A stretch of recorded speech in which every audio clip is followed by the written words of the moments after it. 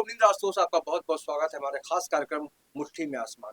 आज हम बात करेंगे एक ऐसे कलाकार की जिन्होंने बहुत कुछ देखा है, भोगा है, समझा है, जाना है और अब वक्त आ गया है उसको रिटर्न करने का। हमारे साथ हैं विनीत झा, जो पटना रंगमंच के एक बहुत ही स्थापित कलाकारों में से एक हैं। उन्होंने रंगमंच को जिया है, हिंदुस्तान के अलग अलग शहरों में उन्होंने अपने अभिनय की प्रतिभा दिखाई है। अब उनके साथ एक नई परिभाषा जोड़ने जा रही है। उनकी जो पूरी यात्रा रही है उसमें अब थिएटर के साथ साथ फिल्म का नाम भी चस्पा हो गया है। और उनके साथ है, हमारे साथ पहली बार हमारे साथ आए हैं, इनका नाम है अभिषेक चौहान साहब, जो फिल्म के लेखक निर्देशक हैं। विनीत जी, आपका बहुत बहुत स्वागत है। आपका धन्यवाद धन्यवाद अवनींद्र जी। समस्त दर्शकों को विनीत झा का विनीत अभिनंदन।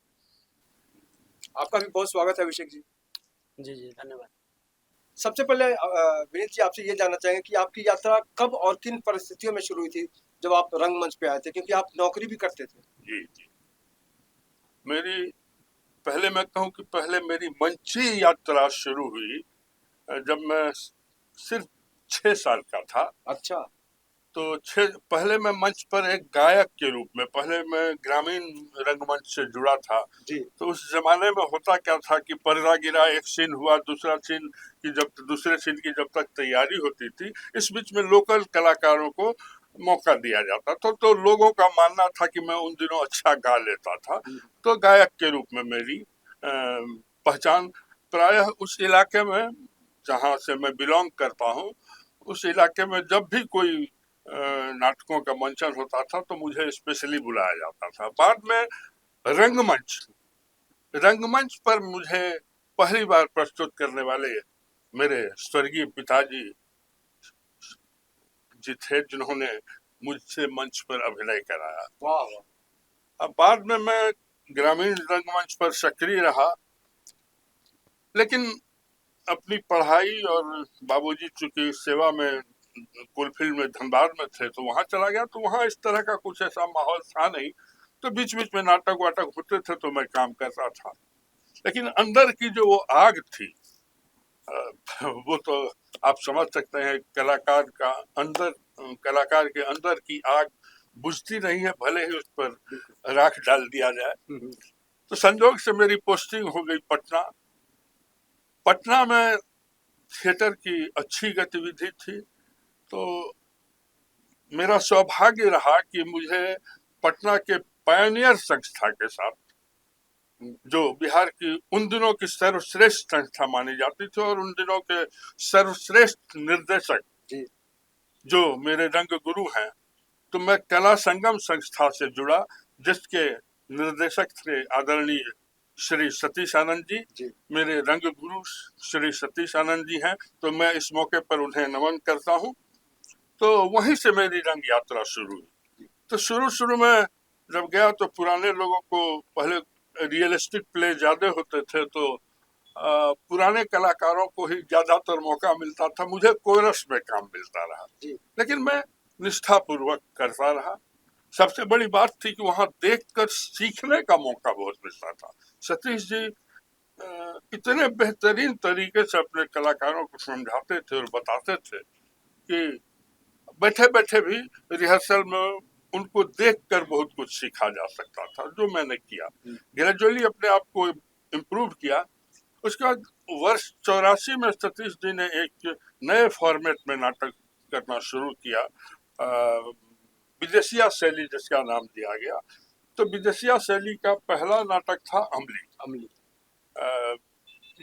जो ऋषिकेश सुलभ जी की कहानी पर आधारित थी। नाटक हम लोगों ने, पूरी टीम ने सतीश जी के मार्गदर्शन में उस नाटक को ऋषिकेश सुलभ जी से कहानी को रूपांतरित कराया, नाट्य रूपांतरण में, और उसका सम्मिलित हम लोग उसका रिहर्सल करते रहे। और पहला शो का EZCC का भुवनेश्वर में, EZCC के माध्यम से भुवनेश्वर में आयोजित हुआ।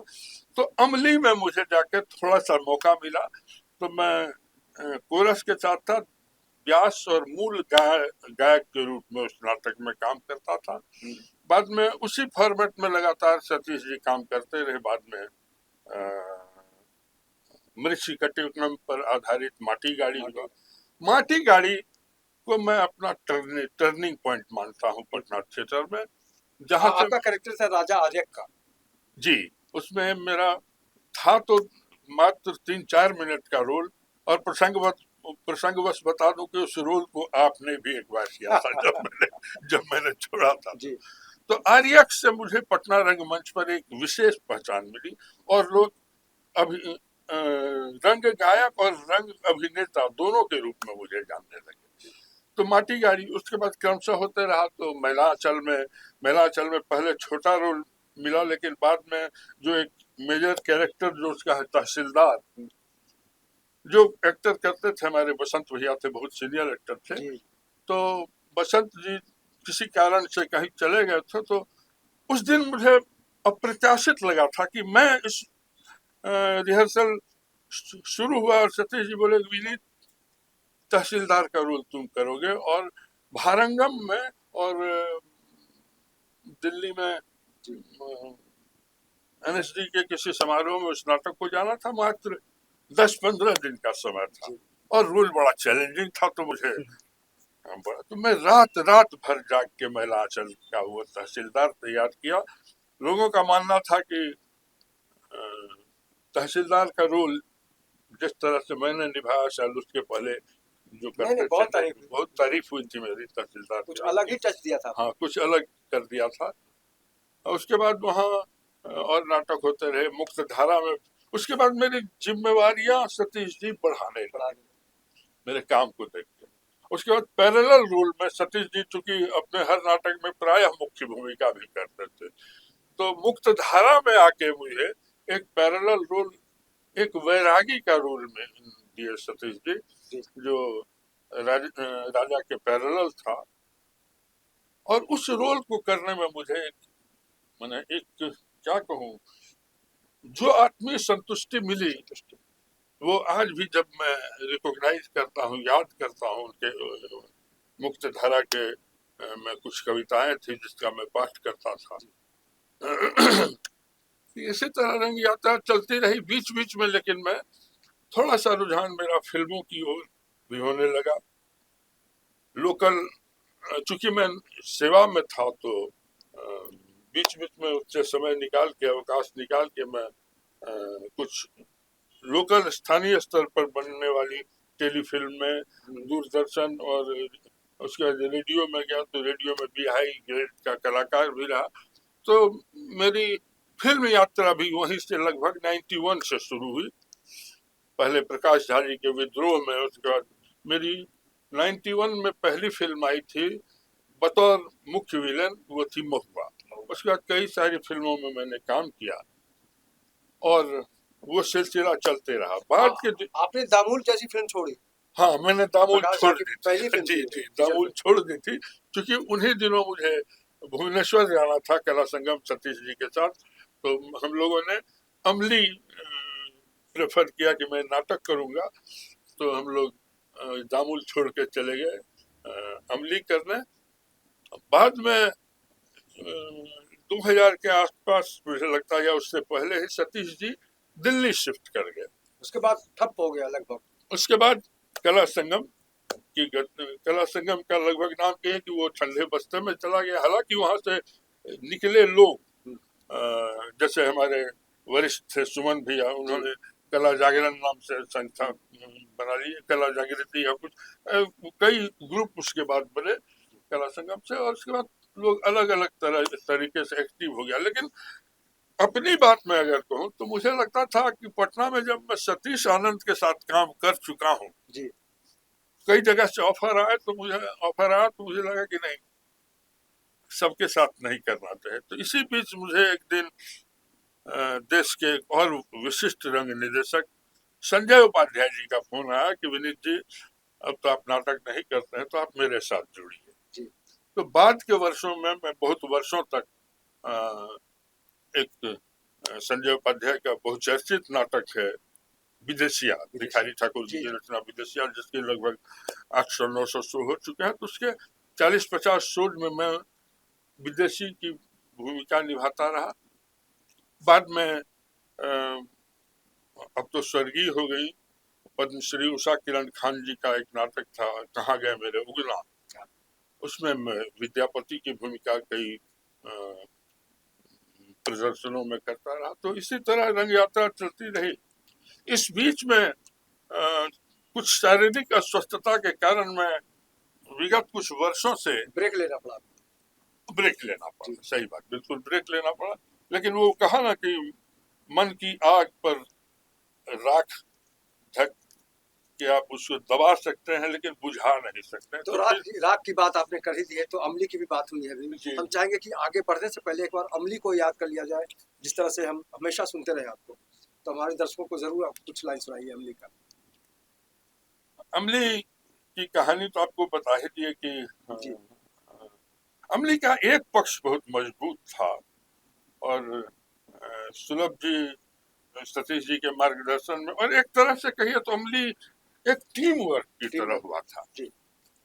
अमली में मैं एक आदमी का नाम लेना जरूर चाहूंगा, उसके म्यूजिक डायरेक्टर का। आनंद मोहन पाठक उसका संगीत किया था। बहुत जबरदस्त, बहुत जबरदस्त। मैंने आपका कहा भी तो बहुत बड़ा योगदान था उसमें। हाँ, हम लोगों ने भी किया था, लेकिन मूल उसका। तो अगर आपकी अनुमति हो तो उसका बिल्कुल भरत वाक्य आपको, ताकि अब मैं गा नहीं पाता हूँ, उम्र का असर हो गया, तो उसका भरत वाक्य 2-4 लाइन में आपको सुना देता हूँ, आपके दर्शकों को सुना देता हूँ।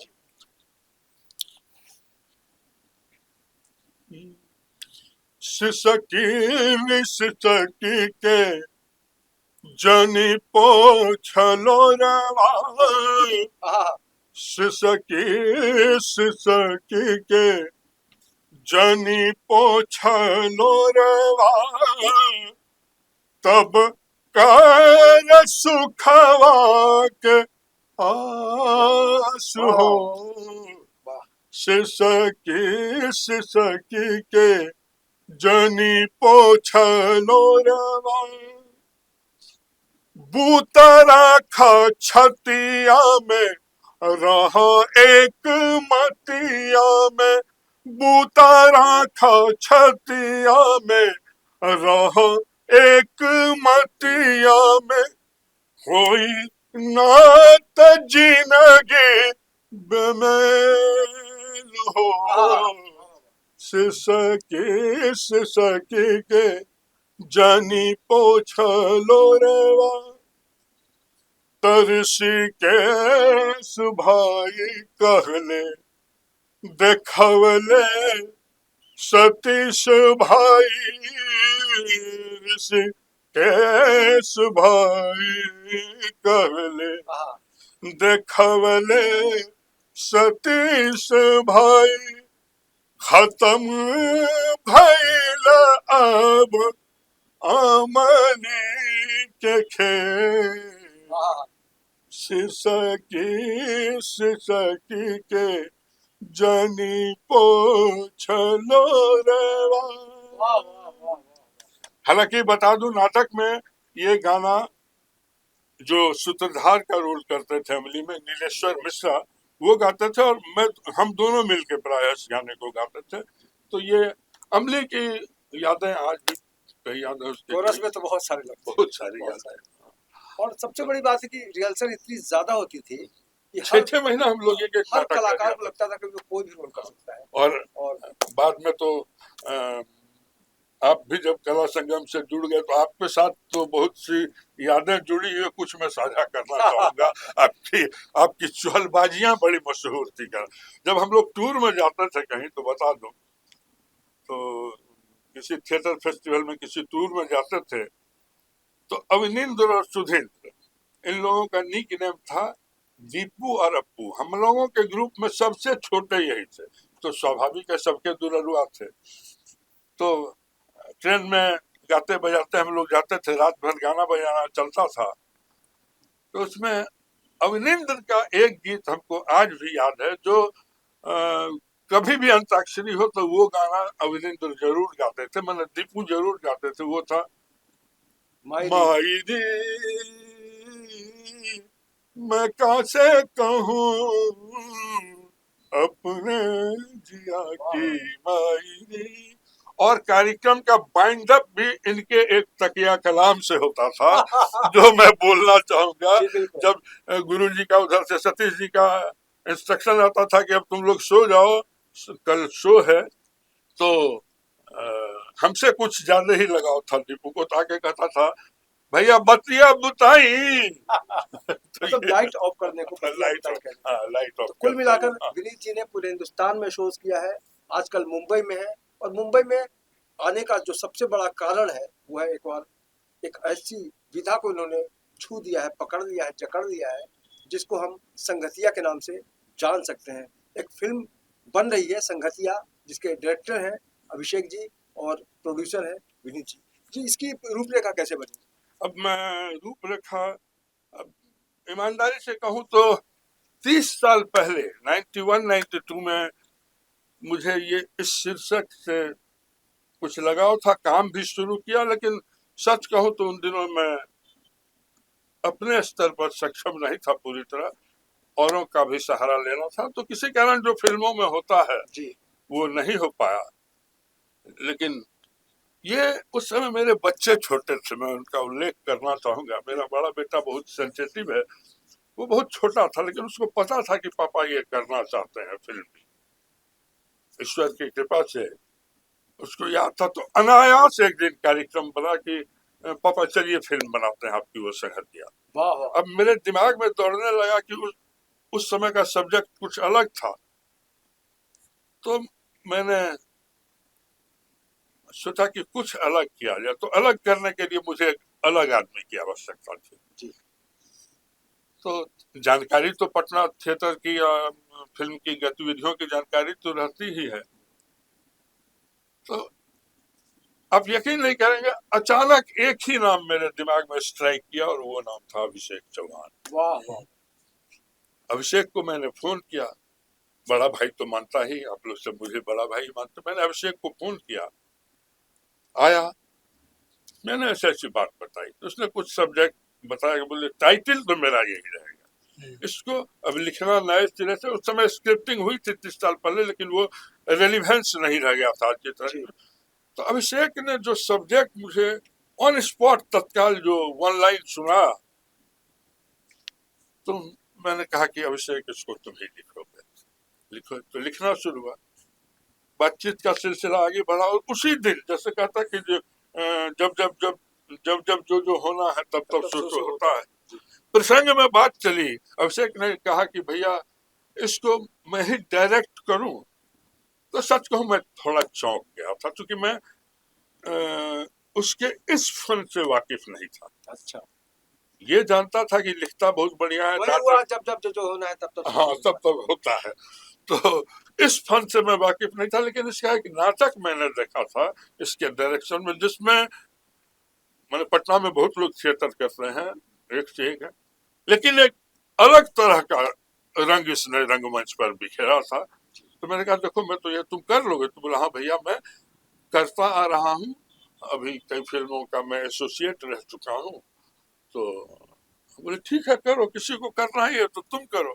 बस यहीं से बात शुरू हुई और काम शुरू। एक शर्त हम दोनों के बीच हुई जो मैं बोलना चाहूंगा। जी, हम लोगों ने कहा कि भोजपुरी का जो अभी माहौल बना हुआ है, क्यों ना हम लोग कुछ ऐसा सब्जेक्ट चुने जिसमें कहीं से कोई अश्लीलता नहीं हो, पूरा परिवार बैठ के फिल्म को देख सके। तो प्रयास तो यही किया है हम दोनों ने, आगे ईश्वर की कृपा।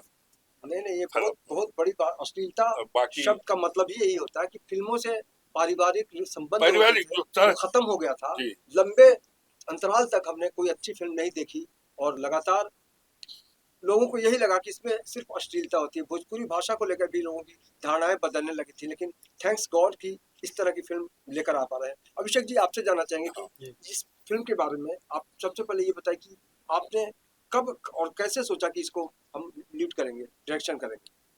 देखिए पहली बार भैया से अक्सर मुलाकात होती थी वहाँ पटना रंगमंच में। तो एक बार ऐसे ही कालिदास रंगालय है वहाँ पे, तो वहाँ पे ऐसे ही अचानक एक दिन बोले कि अभिषेक एक फिल्म बनानी है, क्या क्या बजट कैसे कैसे जाता है। तो हम बोले कि ऐसे ऐसे बजट होता है। उसके बाद फिर दोबारा बुलाए घर पे, तो फिर बैठे हम लोग, और फिर वो बोले कि ये है मेरा टाइटल, ये रहेगा, इस तरीके से बनाना है। तो हम बोले कि ये स्टोरी है ऐसी है, मतलब एक वन लाइन दिए फिर उसके बाद से उस स्टोरी को पिरोया गया, बैठे हम लोग डिस्कस किए लोग बार बार कि उसकी स्क्रिप्टिंग की गई। फिर उसके बाद से उसमें कास्टिंग को लेके अलग अलग जो भी लोग थे, जहाँ जो अभी चैनल में हैं, तो उनकी कास्टिंग की गई। फिर मुंबई आए, फिर लोगों से मिले, और फिर एक मतलब ऐसा कभी था नहीं कि गर्त में कुछ योजना थी या उसके पहले कुछ ऐसा बना था। एक मतलब एक गुबार उठा और आदमी उसके साथ चल दिया, और फिर चलते रहा, तो अभी तक चल ही रहा आदमी। अभी किस पोजीशन में है फिल्म आपकी? शूट तो कंप्लीट हो चुका है। जी, हाँ। अभी हम लोग का जो जो भी वहाँ से बिहार के आर्टिस्ट थे, हाँ, हम लोग का एक ये भी था कि जो भी आर्टिस्ट रहेंगे, कलाकार रहेंगे, तो उनमें अधिकांश जो संख्या हो वो बिहार के लोगों की हो, ताकि मिट्टी की खुशबू आ सके। जी, मिट्टी की खुशबू भी आ सके। और जो पटना रंगमंच में जो अभिनेता जो जिन्होंने अपना समय दिया जी। और समय देते रहे, रंगमंच के संघर्ष से सब लोग वाकिफ है। इसको संघर्ष नहीं कहा जा सकता है, एक यात्रा ही कहा जा सकता है। तो हम लोगों ने सोचा कि हमारे बिहार में जब फिल्म शूटिंग हो रही है, तो बिहार के कलाकारों को उसमें काम करना चाहिए। तो संयोग ऐसा बना कि सिर्फ कलाकार भी बिहार के नहीं रहे, हमारे अधिकांश टेक्नीशियन भी बिहार के ही थे। वाह। खैर अब तो उत्तर भारत में बहुत ज्यादा कुछ विकल्प आ गए हैं सामने। जी जी जी। और यही कारण है कि अच्छी अच्छी कहानियों को लेकर भी लोग अब गंभीर होने लगे। अभिषेक जी, ये बताइए कि पिछले दिनों जो एक आरोप लगा भोजपुरी इंडस्ट्री पर कि अश्लीलता को बहुत बढ़ा चढ़ा के लोग पेश करते हैं, उसको भी आप ध्यान में रख रहे होंगे कि आप विनीत ठाकुर जी के साथ अगर कर रहे हैं तो कुछ ऐसी कहानी होगी, ऐसी ऐसी भाषा होगा, जी सब लेके जी, हमारी पहली मतलब, हाँ जिस तरह से परिवार की बात हुई। जी, जी। हमारी मतलब पहली बातचीत में ही, जैसे मेरी भाषा भोजपुरी है, तो भोजपुरी भाषा के लिए मतलब एक संवेदनशीलता मेरी शुरू से रही है कि इस भाषा में हमने जो भी माँ बोलना सीखा है, इसी भाषा में पिता को पुकारा है, आदमी बाबा दादा सबको पुकारा है। तो इस भाषा के साथ इसकी गरिमा जो है बनी रहे, बरकरार रहे, इसकी गरिमा नष्ट न हो। और इनके तरफ से भी यही बात थी कि नहीं, हम लोग जो भी फिल्म बनाएंगे वैसा बनाएंगे जो पूरे परिवार के साथ बैठ के देखा जा सके। क्योंकि काफ़ी वक्त से भोजपुरी फिल्म, एक दौर था जब वो ख़त्म हो गया, और बीच में फिर एक दौर आया, उसके बाद से पारिवारिक फिल्में लगभग बननी बंद हो गई। इधर के दिनों में अभी वो आ रहा है, धीरे धीरे वो ट्रेंड में आ रही है चीज़ें कि लोग अब पारिवारिक फिल्में बनाना शुरू किए हैं।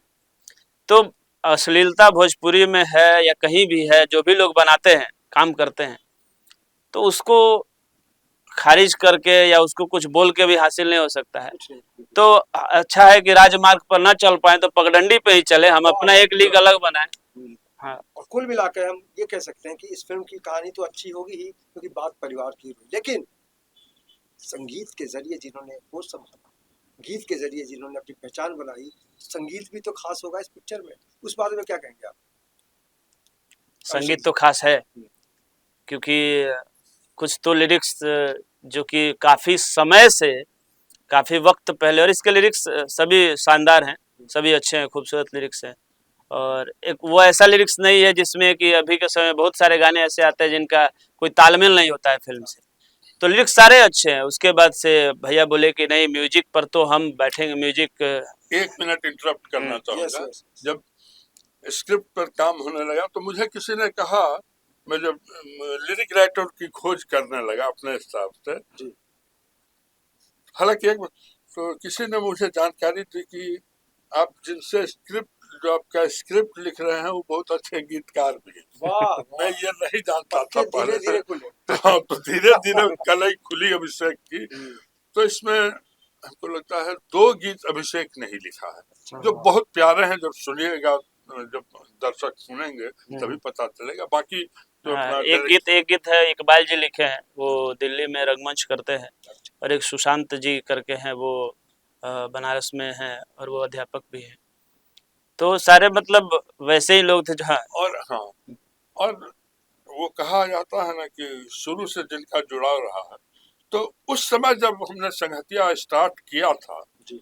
तो उस समय उसके गीतकार थे स्वर्गीय ब्रजकिशोर जी, राष्ट्रपति पुरस्कार से सम्मानित थे, अब स्वर्गीय हुए। तो उन दिनों वही इस फिल्म का सारा गीत लिखे थे। तो उसका एक गीत हमने कहा कि नहीं, उनकी आत्मा, उनका नाम आज भी रहना चाहिए। तो एक गीत स्वर्गीय ब्रजकिशोर दुबे जी का भी है। हाँ, बहुत बढ़िया। और काफी सुंदर गीत है। पिक्चर रिलीज करने की क्या योजना है, कब तक मतलब हम देख पाएंगे थिएटर में इसको? अभी तो मतलब डबिंग अभी बिहार के जो कलाकार हैं उनका डबिंग हो चुका है, एडिटिंग अभी चल रहा है। तो एडिटिंग होने के बाद में भी जो भी पोस्ट प्रोडक्शन का जो काम है वो खत्म होने के बाद में सेंसर होगा और फिर हम लोग रिलीज डेट की तरफ जाएंगे। ऐसे सोच रहे हैं हम लोग कि ये फरवरी से पहले ही हम लोग इसको रिलीज नए करें। साल में नया तोहफा देंगे आप लोग। जी।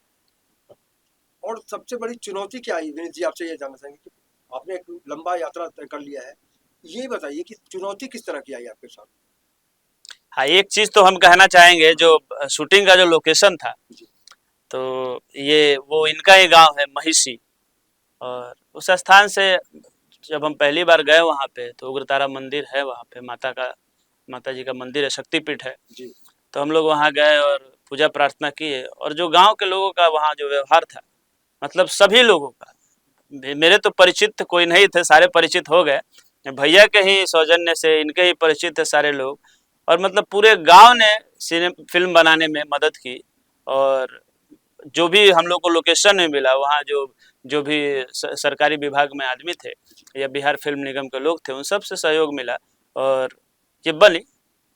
तो जो लोग भोजपुरी को लेकर दुविधा में हैं, अब मान लीजिए, मैं इतनी अच्छी तरह जानता हूं इनको कि ये जो भी करेंगे मील का पत्थर होगा। और निश्चित रूप से ये बहुत बड़ी चुनौती है कि आज की तारीख में जिस तरह से लोग अलग अलग तरीके से भोजपुरी को लेकर सोचते हैं, फिल्मों को लेकर खासकर, अब उनकी सोच में बदलाव आने की संभावना बलबती हो गई है। क्योंकि विनीत झा का मतलब ही होता है क्रिएटिव, और क्रिएशन को लेकर जब भी कुछ आगे बढ़ते हैं लोग, तो लोगों की उम्मीद भी बढ़ जाती है। और जो इन्हें जानते हैं उनको तो ये बिल्कुल बिल्कुल कॉन्फिडेंस होगा कि ये फिल्म संगतिया उनके उनकी सोच को बिल्कुल समझेगी और उनको उनके हिसाब से ये फिल्म आगे बढ़ेगी। तो निश्चित रूप से कहा जा सकता है कि आने वाले दिनों में भोजपुरी फिल्म इंडस्ट्री को एक बहुत ही खूबसूरत फिल्म मिलने वाली है। जिस तरह से अलग अलग तरीके से लोग आज बातें करते हैं, लेकिन इन्होंने काम करके दिखाया है। तो इनकी यात्रा को देखकर यही कहा जा सकता है कि जिंदगी की असली उड़ान अभी बाकी है, अपने इरादों का इम्तहान अभी बाकी है, अभी तो नापी है मुट्ठी भर जमीन, सारा आसमान अभी बाकी है। इस खास पेशकश में अभी तक के लिए इतना ही। बाकी खबरों के लिए आप देखते रहिए DC न्यूज़ इंडिया, और मुझे दीजिए इजाजत। नमस्कार।